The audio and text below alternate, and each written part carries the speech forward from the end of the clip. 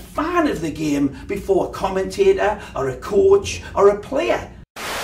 My great memory is of, at an early age in the '66 World Cup, sitting in front of a black and white television with my father, showing me the Brazilians and showing me these players like Garrincha and Pelé, who we'd heard of course, but seeing them is a different thing, and they were spellbinding. I'd never seen a player strike a ball like this. I remember my father saying, "Look at this free kick." I says, "Dad, it's 30 yards out." He says, "Raymond, this is like a penalty kick to the Brazilians. You watch." And then right enough, Garrincha steps up and hits this ball with the outside of his foot from 30 yards. I think it was at Goodison Park.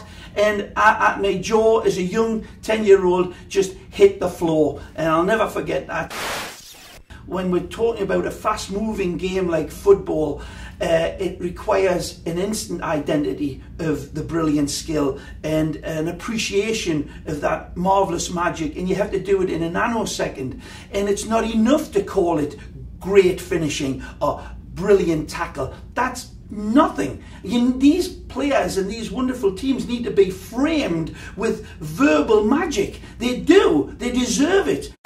I would like to have more control over my commentary and over my excitability, but I can't. And you know, my psychiatrist keeps telling me you have to calm down, and I tell him that there's nothing. This game's got its fish hooks in my heart, and every game it pulls it out. There's always those moments that just leave you in pure rapture. You got to be a fan of the game. You have to love the game before everything else, or it'll not come out as a player or as a coach or as a fan. You know, this isn't contrived. It has to come out of you and be very, very explosive. I guess I don't know what I'm talking about anymore.